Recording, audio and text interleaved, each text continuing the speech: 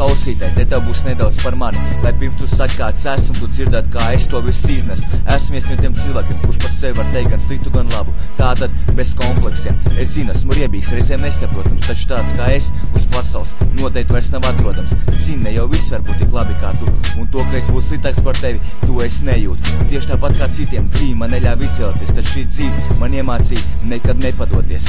Protams, gribējās, lai saule biežāk manā dzīvē gaismas, bet tad es nemācētu tiekties galotnēs.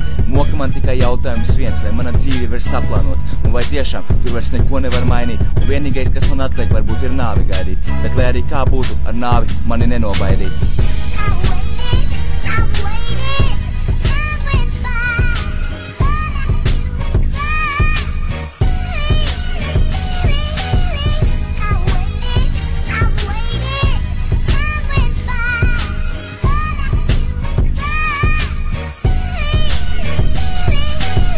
Turpināšu cīnīties un bez sūdzēšanās uz priekšu iet, tās laikam mans raksturs, un pie tā tev grūti pieiet. Lai arī ko tu teiktu, vienmēr palikšu pie sava, kaut arī taisnība vienmēr būs un paliks pusē tavā. Varbūt pēc jūsu domām tā ir aplami darīt, taču piekāpšanās visam manā raksturā atkrīt. Par to, kāds esmu, paldies varu teikt cilvēkiem diviem. Mātei par to, ka mani radīja, un mājai, ka manu redzējumu uz dzīvi mainīja. Kaut arī esmu palicis bez šīm sievietēm divām. Es un mans raksturs, kā tālāk dzīvot zinām. Reizēm neprot novērtēt to, kas man ir dots, un pēc tam brīnos, kāpēc tas viss tiek citam atdots. Bet nu kas bijis, galvenais, ka es savas kļūdas esmu atzinis, un tikai man lēmt par to, kas ir noticis tālāk. Es cīnīšos un strādāšu, tad redzēs, kas notiks vēlāk.